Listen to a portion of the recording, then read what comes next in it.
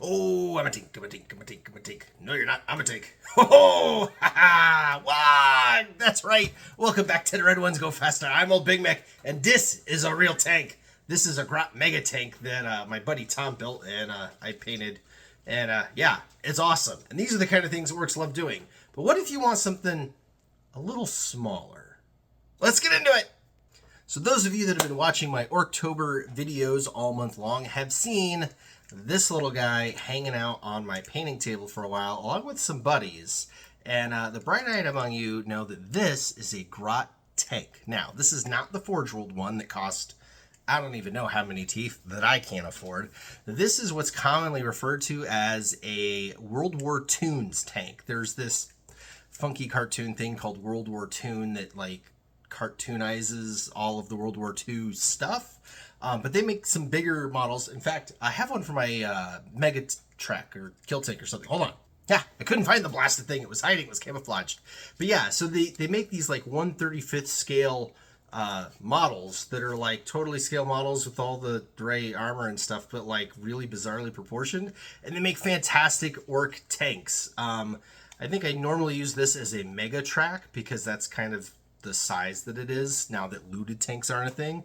But yeah, they make little miniature pullback versions of those two, totally unlicensed. But you know, what are you gonna do?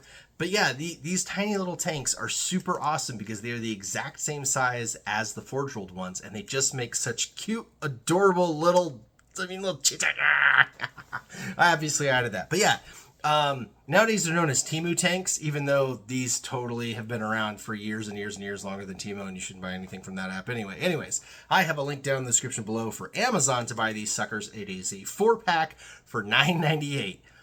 Where else are you going to find a unit like that? So the Grot tanks right now are actually really good in the 10th edition meta, but even outside of that, they're just super fun. And actually, the funniest thing about these, I got to, so just watch. The funniest thing about them is because they are a pullback, they just go. And you could do all sorts of wacky things with them. And I really want to play a Warhammer game where their movement is entirely based on me pulling them back. So yeah, they're just kind of fun and silly. But again, you could totally use these and proxy these as Grot Mini Tanks in the game. So what I did is I bought the 4-pack and then I just added some gubbins to them. A couple of random things up on the turret, you know, throw a shooter or whatever on there. Got a little targeting squig on this one. The main barrels are really small and kind of dumb looking. You're going to want to cut all those off. But this is just a barrel from a regular shooter, which you should have a ton of shooters laying around. And then obviously my little chainsaw. But yeah, the other ones, this one's got a piece from a custom Mega Blaster or pistol or something like that. And a little claw from a runt herd. A little missile launch thing. I mean, whatever you want. Throw some grots on there to add, riders on board. This one I really like. I put a little turret on it with a little grot gunner on there with a little shooter, and it's got a great big shooter on there. This one's kind of the leader, so it's got the boss pole. And then yeah, you should have like a ginormous rocket launcher, because why not? And then this one, the rider on this one is a feral Grot with a shotgun, because you know, if something's coming at you from above, you want like a single shot at it. It's awesome. I just love them. But yeah, so yeah, $9.98 for these things. They're the exact same size as the regular Grot tanks from Forge World, and these things have been super popular on the orc forums for years, and every time somebody sees them, they're like, oh, where do you get it? And people throw links. You can get them all over the place. Some people have found them in not like necessarily like dollar stores, but like, you know, $5 bins or something like that. But again, Amazon, $9.98, link below. You can get them yourself. But anyways, you want to throw some bits on them, paint them up. This particular one I actually did years ago when I first got the tanks. And then for some reason I never finished them. I don't know why, but I know that I wanted them to look kind of similar, but also different. So this one's got flames on it. And then this is the one that I've been working on next. It has like a funky camo, obviously in red, because they go faster. Me squigs were fighting. It's okay. All broken up. But anyways, yeah, I did a camo on this one in red and orange, because orcs. And then the leader one had this idea to do checkers, again, in red and orange, because it's a Grot tank, and the more ridiculous you can make it look, the cooler it is. This one I haven't quite decided yet. If you got any ideas, throw them down in the comments, because I'm still working on them, and this one needs some sort of design. Something in orange on it. to make it look really cool. So again, we've got flames, we've got camo, we've got checkerboards. What does this little guy need?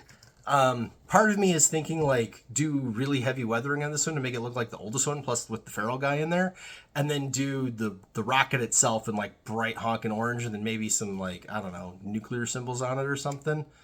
Orc version, obviously. But yeah, let me know down in the comments below what I should do with this one, and I will paint that one up and finish it in a later video.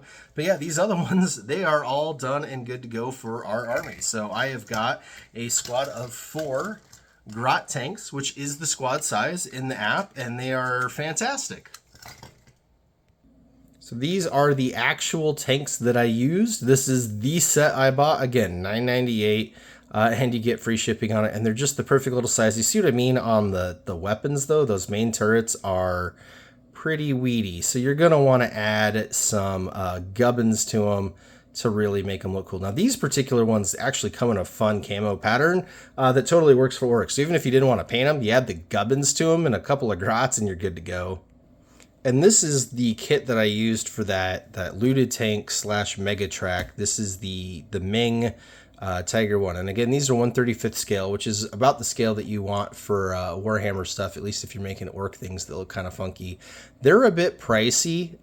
You can find them sometimes at like Michael's, and can use a 40% off coupon on it, which I think is how I actually got mine. But I'll throw a link in the description below for this one too, just if you want to look at it. They make a bunch of different ones too, all the different World War II tanks. Honestly, if I was going to do another one, I think I would do the Sherman. I think the proportions on it are just hilariously orky.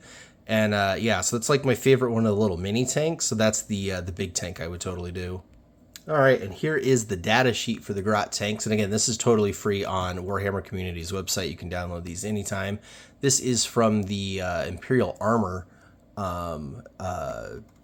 data sheets. So it's not one of the regular data sheets like in the Codex. It's one of the extra ones, but they are legal to use. So it's 4 to 8 Grot Tanks. So again, 1 pack of those for $9.98 gets you a unit.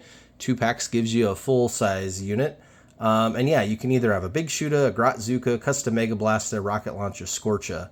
Yeah, so there's lots of different opportunity there for having fun with your different weapons.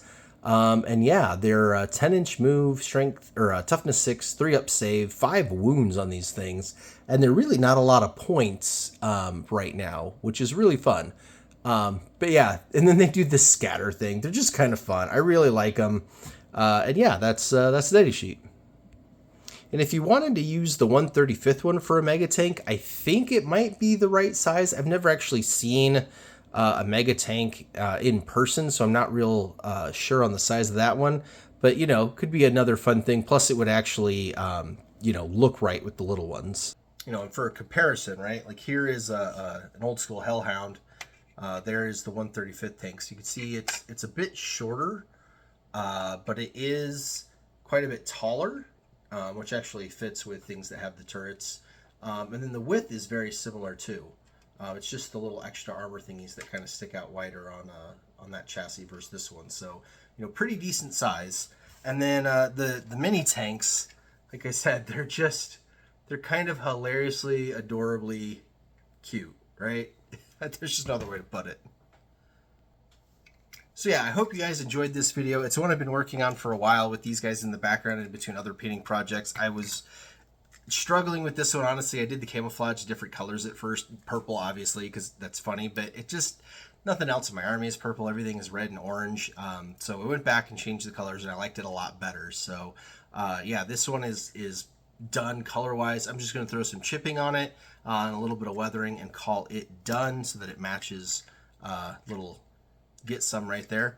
And then yeah, the leader tank, I started hand painting the checkers and I couldn't stop. I thought it was just too stinking funny.